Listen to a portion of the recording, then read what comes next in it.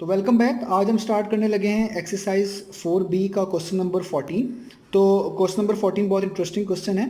तो इसमें दो पार्ट्स हैं। तो फर्स्ट पार्ट में लिखा हुआ है expand and simplify the expression.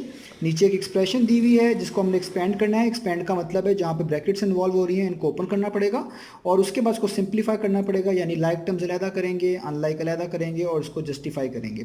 तो ये वैल्यू हमने पार्ट नंबर 1 में फाइंड करके दिखानी है।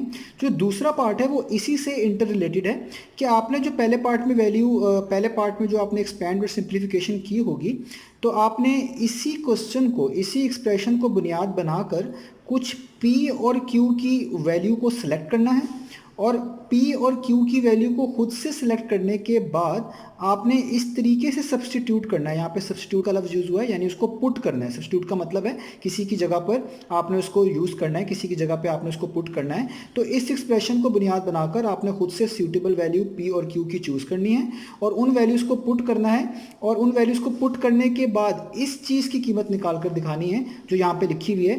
जैसे लिखा हुआ है 5310 और उस पर स्क्वायर लगा हुआ है -5330 और वो मल्टीप्लाई हो रहे हैं 5290 से। तो इस चीज़ की मदद से आपने P और Q की वैल्यू को खुद से सेलेक्ट करके ऐसे फार्मूले में पुट करना है, ऐसी एक्सप्रेशन में पुट करना है कि आपके पास इसका आंसर निकल आए। तो ये दोनों क्वेश्चन थोड़े से आपके पास इंटर रिलेटेड हैं। आइए इसके पार्ट नंबर 1 से स्टार्ट करते हैं और देखते हैं हम सबसे पहले इसको एक्सपैंड और सिंप्लीफाई किस तरह करने जा रहे हैं। तो यहाँ पर मैंने लिख लिया है पहला पार्ट, हमने जस्ट इसको एक्सपेंड करना है और सिंप्लीफाई करके दिखाना है।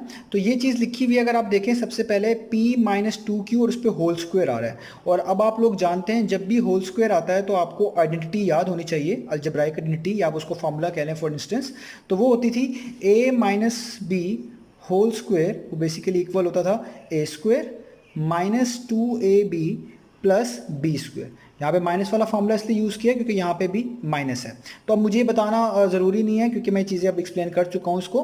तो ये फर्स्ट चीज़ें, जो फर्स्ट टर्म है इसको हम बोलेंगे A, जो सेकंड टर्म है इसको बोलेंगे B, यानी ये A कहलाएगा और ये B कहलाएगा और हमने ये वाला ही आइडेंटिटी इसके ऊपर अप्लाई करनी है। तो आइए अप्लाई करते हैं। तो P - 2Q का होल स्क्वायर बिल्कुल इस फॉर्मूले की मदद से किस तरह ओपन होगा, A का स्क्वायर का मतलब है फर्स्ट क्वांटिटी का स्क्वायर या फर्स्ट टर्म का स्क्वायर, वो होगा P whole square minus 2AB का मतलब होता है फर्स्ट और सेकंड को मल्टीप्लाई कर दो। तो P को जब आप 2Q से मल्टीप्लाई करेंगे तो हम यहाँ पे ऐसे लिख देंगे P brackets multiply by brackets 2Q और ब्रैकेट क्लोज, ये मल्टीप्लिकेशन ही कहलाती है। आगे आएगा प्लस B स्क्वायर, यानी जो सेकंड क्वांटिटी है इसका होल स्क्वायर लिखना है, वो है 2Q और इस पर आप होल स्क्वायर डाल दें। और आगे आएगा यहाँ पे माइनस। अब याद रखें ये ब्रैकेट्स हैं और इसके बाहर माइनस का साइन है। जब भी ब्रैकेट्स के बाहर माइनस का साइन होगा आप ब्रैकेट्स को ओपन करेंगे तो अंदर साइन चेंज होंगे। तो पहले तो P इन दोनों से मल्टीप्लाई होगा क्योंकि ब्रैकेट के बाहर है और साथ साथ साइन भी चेंज होंगे। तो P टाइम्स कितना हो जाएगा, वो हो जाएगा P स्क्वायर और माइनस टर्म कितना हो जाएगा, वो हो जाएगा प्लस। और P को जाहिर बात है 4Q से भी मल्टीप्लाई करना पड़ेगा। तो जब 4Q से मल्टीप्लाई होगा तो ये हो जाएगा 4PQ। आप QP भी लिख सकते हैं। तो ये P मल्टीप्लाई बाय Q भी पढ़ा जा सकता है, Q मल्टीप्लाई बाय P भी पढ़ा जा सकता है। तो ये PQ मैं यहाँ पे फिलहाल पढ़ रहा हूँ। अब इसको थोड़ा और सॉल्व कर लेते हैं। तो ये हो जाएगा P स्क्वायर, जब ब्रैकेट्स खोलेंगे तो जस्ट स्क्वायर इस पर वैसे ही आ जाएगा क्योंकि P टाइम्स P स्क्वायर ही होता है, माइनस नंबर से मल्टीप्लाई हो जाएगा आसानी से। 2 टाइम्स कितना हो जाएगा 4 और PQ की जगह पे PQ जब मल्टीप्लाई होंगे तो जिस तरह यहाँ पे PQ बना है इस तरह यहाँ पे ही बन जाएगा PQ। यहाँ पे आएगा प्लस 2Q का होल स्क्वायर का मतलब है 2 पर भी स्क्वायर है Q पर भी है, तो 2 के स्क्वायर का मतलब है 2 क्रॉस 2 यानी 2 टाइम्स 2, तो वो होता है 4। और Q स्क्वायर का मतलब है जिस तरह P के ऊपर स्क्वायर आए तो P स्क्वायर, तो Q के ऊपर स्क्वायर आए तो Q square minus P square वैसे और ये वाला 4PQ भी वैसे। अब इनको जस्टिफाई कर लेते हैं, देखते हैं कुछ कटिंग या कुछ इसमें आगे सिंप्लीफिकेशन होती है। तो आप नोटिस करें ये पॉजिटिव P स्क्वायर है और ये नेगेटिव P स्क्वायर है, तो ये दोनों कट हो सकते हैं। क्यों? क्योंकि प्लस माइनस क्या होता है, माइनस। तो P स्क्वायर में से जब P स्क्वायर को माइनस कर दूंगा तो जीरो आ जाएगा, जिसको लिखे ना लिखें एक ही बात है। तो इसलिए मैं इसको यहाँ पे लिख रहा हूँ कि ये तो दोनों क्या हो गए, कट। इसी तरीके से ये नेगेटिव 4PQ है और ये पॉजिटिव 4PQ है, यानी लाइक टर्म्स है, इधर भी PQ आ रहा है इधर भी PQ आ रहा है, तो इन दोनों को प्लस या माइनस किया जा सकता है। तो यहाँ पे माइनस है और यहाँ पे प्लस है, तो प्लस माइनस क्या होता है, माइनस, यानी 4PQ में से 4PQ ही निकाल दें, यानी ये भी क्या हो जाएगा, 0।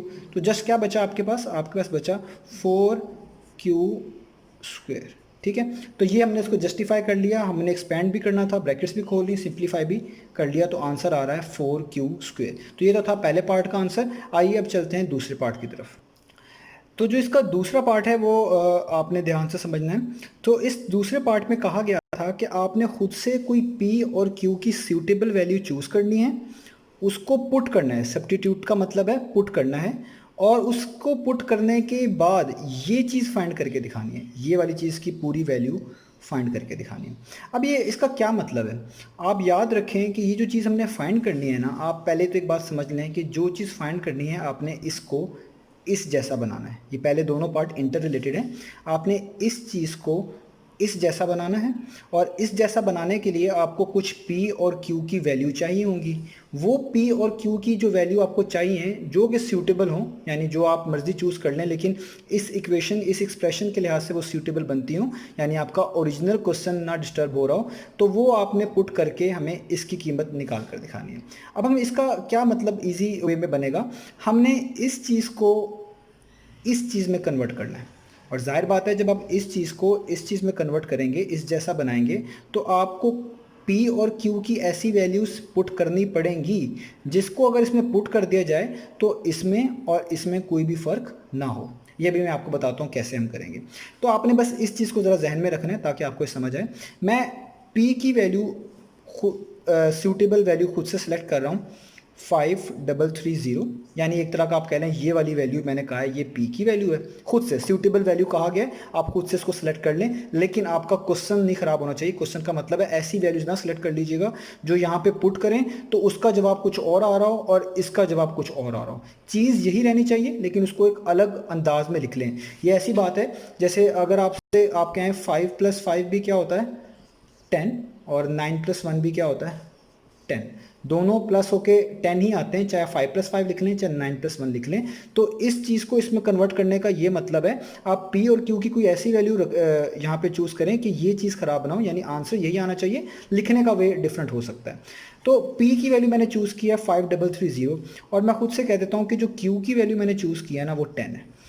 अब ये वैल्यू किस तरह जस्टिफाई होंगी कि ये मेरी ओरिजिनल एक्सप्रेशन को डिस्टर्ब नहीं कर रही, ये मैं आपको अभी दिखाता हूँ। अब आप इस चीज़ को नोटिस करें, अगर मैं इस जगह पे P की वैल्यू रखता हूँ जो मैंने अभी चूज़ की है 5330, माइनस का साइन डालता हूँ, ये मैं पुट कर रहा हूँ, सब्स्टिट्यूट का मतलब है पुट कर रहा हूँ जो कि उन्होंने कहा था 2, और Q की वैल्यू डालता हूँ 10 ब्रैकेट्स में क्योंकि 2 मल्टीप्लाई बाय Q है, और इस पर डालता हूँ होल स्क्वायर। पहले इतनी बात समझें कि क्या ये चीज़ इतनी चीज़ इस चीज़ को जस्टिफाई कर रही है, क्योंकि अभी तक मैंने स्क्वायर स्क्वायर जैसा एक जैसी चीज़ लिखी है। तो आप नोटिस करें 2 को 10 से मल्टीप्लाई करेंगे कितना आएगा 20, और 5330 में से जब आप 20 माइनस करेंगे तो क्या आएगा 5310, और ऊपर क्या डाला हुआ है स्क्वायर, तो ऊपर क्या डाला हुआ है स्क्वायर। इसका मतलब ये चीज़ लिख लें, इस चीज़ को ऐसे लिख लें तो कोई भी फ़र्क नहीं पड़ता। ये कहने का मतलब था कि P और Q की ऐसी वैल्यूज़ यहाँ पे पुट करी जाएं कि जब उसको सॉल्व किया जाए तो वो यही चीज़ बने, यानी 5310 के ऊपर होल स्क्वायर ही आपको मिले। तो आप देख लें 2 10 × 20 होता है, 5330 में से 20 माइनस करेंगे तो आपको यही मिलेगा 5310 और उस पर स्क्वायर। इसी तरीके से आगे चलते हैं, माइनस इस एक्सप्रेशन में पुट कर रहा हूँ दोबारा से P की वैल्यू वो कितनी आती है, वो आपने खुद से सूटेबल सेट की हुई है 5330 ब्रैकेट क्लोज। आगे आता है P - 4Q, तो P यानी सॉरी P लिख रहा हूँ, P की वैल्यू लिख लेता हूँ। P की वैल्यू है 5330 माइनस 4Q, 4 यहाँ पे ये मिटा देता हूँ मैं 4, और आगे आएगा Q, तो Q की वैल्यू कितनी है दोबारा से 10, तो लिखूँगा 10 ब्रैकेट क्लोज और यहाँ पे, यानी इस चीज़ में मैंने ये वैल्यू पुट कर दी है। P की जगह पे उसकी वैल्यू ब्रैकेट्स, इस P की जगह पे P की वैल्यू माइनस 4Q, 4 और आगे Q की उल्टा है। अब आप इसको जस्टिफाई कर लें, देखें यहाँ तक तो मैंने जस्टिफाई कर दिया, ये चीज़ एक ही बात है, माइनस वैसे ही आ रहा है 5330, यहाँ भी 5330 मल्टीप्लाई हो रहा है, ये ब्रैकेट्स का मतलब है ये चीज़ मल्टीप्लाई हो रही है। 5290 आना चाहिए था, उसकी जगह मैंने ये लिखा है 4 10 टाइम्स कितना होता है 40, जब 5330 में से आप 40 को माइनस करेंगे तो ये चीज़ आएगी 5290। इसका मतलब ये लिख लें या ये लिख लें, मीनिंग सेम है। तो आप देखें आपने इसी चीज़ को फाइंड करना है, आपने इसी चीज़ को इस अंदाज में लिख लिया है P और Q की वैल्यू खुद से सिलेक्ट करके, तो यही हमारा टास्क था। अब हमने इसको सॉल्व करना है। अब देखिए हमने इसको सॉल्व करना है। अब आप याद रखें, अब हमने इसको कोई आप कह लें कि दोबारा से स्क्वायर ओपन करना, मल्टीप्लाई कराने नहीं बैठ जाना, क्योंकि हम इसको फर्स्ट पार्ट के रिलेटेड सॉल्व कर रहे हैं। और आपको याद है अभी मैंने आपको सॉल्व करके दिखाया कि अगर फर्स्ट पार्ट को मुकम्मल सॉल्व किया जाए तो इसका आंसर आ रहा था 4q स्क्वायर। ये मैंने अभी आपको निकाल कर दिखाया। तो ये जो दूसरा पार्ट है ये उसी से रिलेटेड है। आपने दूसरे पार्ट को भी देखें, फर्स्ट पार्ट की मदद से ही सॉल्व किया है। तो ये जितनी वैल्यूज आपने पुट करी हैं इसको मुकम्मल ओपन करके सॉल्व करने की ज़रूरत नहीं है। आप जस्ट इसका रिजल्ट याद रखें कि जब आपने ये चीज़ सॉल्व की थी तो आपको आंसर क्या मिला था, 4q स्क्वायर। तो जब आप ये चीज़ सॉल्व करेंगे तो इसका आंसर भी वही आएगा, क्योंकि ये चीज़ आपने इसी की मदद से तो बनाई है।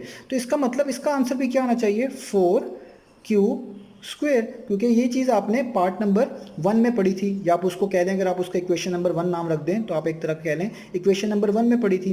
तो आप इसी चीज़ को यहाँ पे सॉल्व कर लें बजाय ये सारा सॉल्व करने के कि 4 लिखें। क्यू स्क्वायर का मतलब है क्यू की वैल्यू कितनी है, 10 डाल दें और ऊपर आ जाएगा स्क्वायर।